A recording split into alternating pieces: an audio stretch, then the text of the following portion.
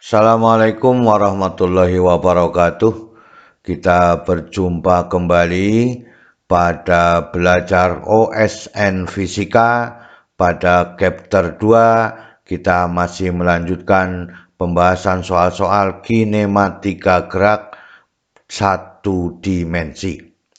Semoga kita selalu diberikan kekuatan dan kesehatan dan juga keluarga kita sehingga kita dapat beraktivitas kembali seperti biasanya. Semoga paparan video ini dapat membantu dan mempermudah belajar dalam OSN Fisika dengan gerak satu dimensi. Kita lihat pada soal nomor 1. Jadi sebuah balok masanya 2 kg mula-mula diam pada bidang datar licin, kemudian didorong dengan sebuah gaya konstan F1 10 Newton.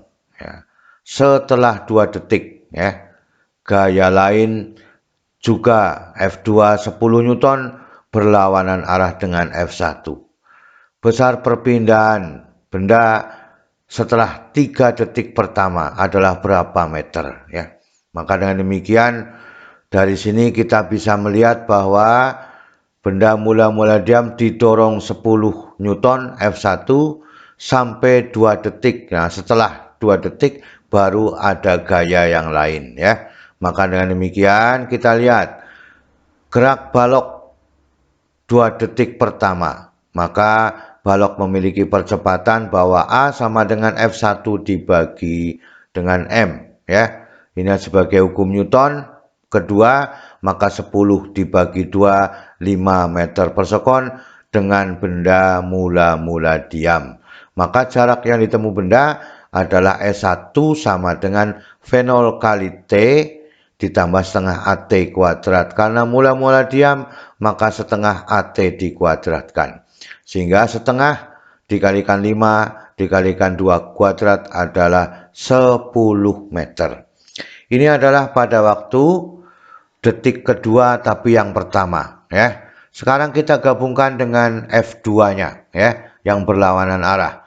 Maka gerak balok setelah detik kedua, maka balok bergerak lurus beraturan. Kenapa? F2-nya berlawanan dengan arah F1. Kebetulan besarnya 10 Newton. Maka A sama dengan F1 dikurangi F2 dibagi dengan M. Karena sama F1 dan F2 berlawanan arah, maka seharusnya 0. Maka 10 dikurangi 10 dibagi M sama dengan 0. Kan itu.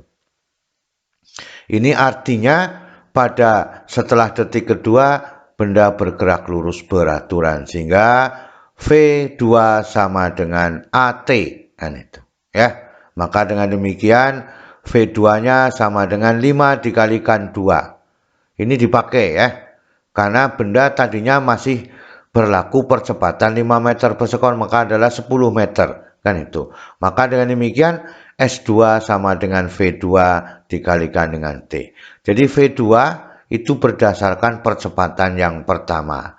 Maka dengan demikian 10 dikalikan 1. Dikalikan 1. Sama dengan 10 meter. Kan itu. Maka keseluruhan dari GLBB dan GLB S1 dengan S2 dijumlahkan. Jumlah total yang ditempuh benda adalah jumlah dari S1 dan S2. Maka dengan demikian S sama dengan S1 ditambah S2 sama dengan 10 ditambah 10 sama dengan 20 meter. Jadi jawabannya adalah yang B. Di sini harus diperhatikan bahwa hukum Newton kedua punya peran penting karena F dibagi dengan M. Kan itu, Jadi jawabannya adalah yang B. Itu adalah nomor 1. Kita lihat pada soal nomor 2. Sebuah batu dijatuhkan dari ketinggian H di atas bidang datar. Perbandingan kecepatan batu saat mencapai ketinggian H/2 dan H/4 dari bidang datar adalah perbandingan kecepatannya. Kita lihat ya. H1 sama dengan H per 2. H2 sama dengan H per 4. V2 dibanding dengan V1. V1 dibanding dengan V2 apabila H0 sama dengan H. Maka dengan demikian ya, H per 2 maka H0 dikurangi H1 ya. Kemudian yang kedua H0 dikurangi dengan H2. Itu perbandingannya. Maka dengan demikian H dikurangi H per 2, H dikurangi H per 4 ya. 2 akar 2 dibanding akar 2 1, maka ini tinggal setengahnya ya. Maka dengan demikian ya menjadi akar 2 dibanding dengan akar 3 ya. Dari sini menemukan ketemunya adalah akar 2 dibanding dengan akar 3. Maka dengan demikian V2 dibanding dengan V1 dibagi V1 sama dengan akar 2 dibagi dengan akar 3. Maka dengan demikian akar 6 dibagi 3. Kan itu ya. Ini dikalikan dengan bilangan yang sama, akar 3 dibagi akar 3, maka akar 6 dibagi dengan 3. Maka jawabannya adalah yang A. Ini merupakan perbandingan biasa. Jadi tidak usah dibingungkan ya. Ini H dikurangi setengah H ya, masih ada H per 2 kan itu. Ya. Ini masih ada berapa? Ini 4 per 4, masih ada 3 per 4 kan itu ya. Nah, kita lihat pada soal nomor 3. Jika massa dari suatu benda menjadi 2 kali semula, maka percepatan benda akibat gravitasi adalah kita tidak usah bingung. Biasanya dicari percepatan bendanya pada benda itu sendiri terhadap gerakannya, tetapi percepatan benda akibat gravitasinya. Kita lihat seperti apa pembahasannya. Percepatan benda akibat adanya gravitasi tidak tergantung pada massa benda. Buktinya apa? Kita tidak bisa mengangkat badan sendiri. Walaupun massa benda berubah, percepatan gravitasi yang percepatan gravitasi pada benda tetap harganya 10 meter per sekon kuadrat ya. Kita tidak bisa mengangkat badan sendiri kan itu ya. Maka GLBB-nya ya V sama dengan V0 ditambah AT. Maka pada gerak jatuh bebas umpamanya adalah V sama dengan GT kan itu. Kalau mula-mula benda diam ya, maka berarti 0 di sini ya. Maka V sama dengan AT. Maka AT sama dengan GT. Maka dengan demikian A sama dengan G. Kan itu. Artinya tetap walaupun massanya bertambah. Kan itu. Itu cara membuktikannya demikian. Ya. Kalau benda mula-mula diam maka AT. AT sama dengan GT. Maka T dibagi T1 maka tinggal A sama dengan G. Maka percepatan benda sama dengan percepatan gravitasinya. Itu yang terjadi pada GLBB dipercepat pada waktu dari ketinggian tertentu. Ya. Itu pada soal nomor 3. Kita lihat pada soal nomor 4. Seorang anak menjatuhkan bonekanya dari jendela ya pada lantai 25 sebuah apartemen. Dalam 1 detik boneka tersebut melewati jendela 24. Jadi ini 24 lantai ya. Maka ini 25 tingkat 25 tingkat 24 itu. 1 detik kemudian boneka itu akan melewati jendela lantai keberapa? Kan itu. 23, 22, 21, 20 dan 19 kan itu. Kita lihat faktornya. N sama dengan 25. Berarti apartemen gedung itu lantai 25 pada waktu 1 detik N1-nya mencapai 24 ya. Ketinggian 1 lantai dari 25 ke 24 ditempuh 1 detik, maka dengan demikian delta H-nya ya. Gerak jatuh bebas setengah GT dikuadratkan, maka setengah dikalikan 10 dikalikan 1, maka ketemunya adalah 5 meter. Nah itu. Ya. 10 dibagi 2 dikalikan 1, 5 meter. Maka dengan demikian, setelah 1 detik kemudian, ya, waktunya menjadi 2 detik, ya. Detik pertama dengan detik kedua menjadi 2 detik, maka dengan demikian, pada waktu H sama dengan 25 sampai N kedua, maka ini kan ke 24. Sekarang N kedua, ya. Maka menjadi 2 detiknya adalah setengah GT dikuadratkan, maka setengah, ya, dikalikan 10 dikalikan 2 dikuadratkan. Ini adalah 5, ya. 5 kali 4, 20, ya. 20 meter. Perbedaannya dari 1 detik menjadi 2 detik adalah 20 meter. Maka dengan demikian jumlah lantai yang dilewati boneka adalah pada waktu 25 ke detik kedua dibagi dengan 25 ke 24. Jadi lantai 25 ke lantai 24. Maka 20 dibagi 5 sama dengan, jadi 4 lantai yang dilewati, ya. N2-nya 4 lantai yang dilewati. Maka dengan demikian, maka lantai yang dilewati setelah bergerak 2 detik adalah, ya, N. Ini adalah 25 dikurangi dengan N2. Pada waktu setelah 2 detik, maka dengan demikian 25 dikurangi 4 sama dengan 21.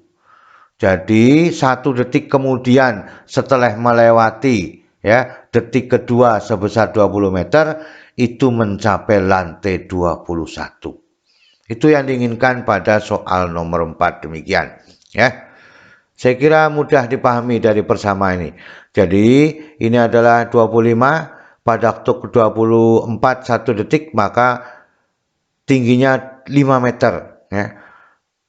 Pada waktu setelah 1 detik, maka 2 detik kemudian, maka jumlahnya adalah 2 detik jadinya. Detik pertama, detik kedua menjadi 2 detik, maka menjadi 20 meter. Maka 20 meter dibagi 5 adalah 4 lantai. Lantai mula-mulanya yang dijatuhkan adalah 25. Maka 25 dikurangi 4 adalah 21. Itu yang diinginkan pada soal nomor 4. Jawabannya adalah C, ya. Kita lihat pada soal nomor 5.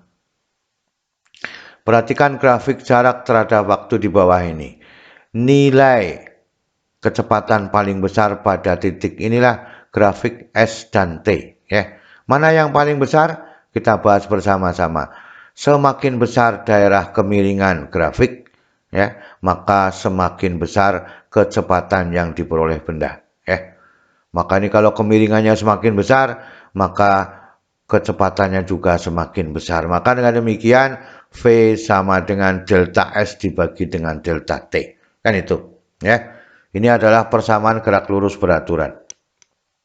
Ya, maka dengan demikian V sama dengan tangen theta. Kemiringan ini, ya, maka yang sisi tegaknya adalah disebut dengan Y, maka sisinya ini adalah disebut dengan X. Maka tangen theta itu sama dengan S dibagi dengan T, ya. Delta S dibagi dengan T, maka V-nya sama dengan tangen theta. Maka dengan demikian kecepatan berbanding lurus dengan perubahan posisi benda. Ini, berbanding lurus dengan posisi benda. Maka V sebanding dengan delta S, sehingga percepatan berbanding terbalik dengan perubahan waktu, maka V sebanding dengan seper delta T. Sehingga, maka dengan demikian V akan sebanding dengan tangen theta. Kemiringannya semakin besar, kecepatannya semakin besar. Maka grafik yang sesuai adalah pada titik D. Jawabannya adalah D. Maka ini kemiringan yang paling besar. Maka dari demikian itulah cara menjawab soal nomor 5. Inilah bentuk persamaan pada V sama dengan delta S dibagi dengan delta T, atau V-nya sama dengan tangen theta, perbandingan dari S dibagi dengan T. Maka dengan demikian itulah yang diinginkan. Kita lihat pada soal nomor 6. Grafik manakah yang menyatakan suatu benda bergerak dengan laju konstan? Ya. Seharusnya ini kita tidak bingung lagi dengan grafik ini. Seharusnya ya kita pikirkan D ya. S per T. Ya. S per T maka menghasilkan kemiringan atau linier ya. Maka pembahasannya benda yang bergerak lurus beraturan atau dalam kecepatan tetap jarak yang ditempuh benda berbanding lurus dengan waktunya. Ini berbanding lurus dengan waktunya. Maka S sama dengan V kali T. Maka dengan demikian ya, maka pada A ini kuadrat jadinya. Kuadrat T ya, karena membentuk lengkung ya. Pada B berbanding terbalik dengan eksponensialnya. Ini ya, karena apa? Mendekati 0. S-nya mendekati 0, T-nya mendekati 0. Pada C berbanding lurus dengan kuadrat ya T, maka ini benda melakukan GLBB ya.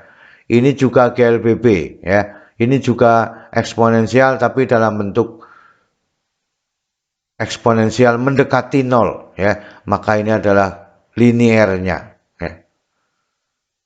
Garis lurus ya. Maka ini dikatakan S tetap, artinya benda itu diam ya.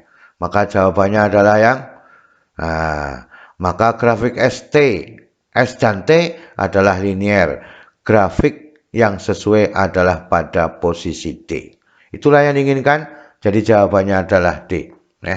Itulah keseluruhan pembahasan pada chapter 2. Semoga kita menemukan kesimpulan-kesimpulan penting ya, sehingga kita dapat mempelajari OSN fisika pada kinematika gerak satu dimensi menjadi lebih baik dan lebih mudah. Ya. Selalu semangat belajar ya, karena fisika asik dan mudah. Terima kasih. Wassalamualaikum warahmatullahi wabarakatuh.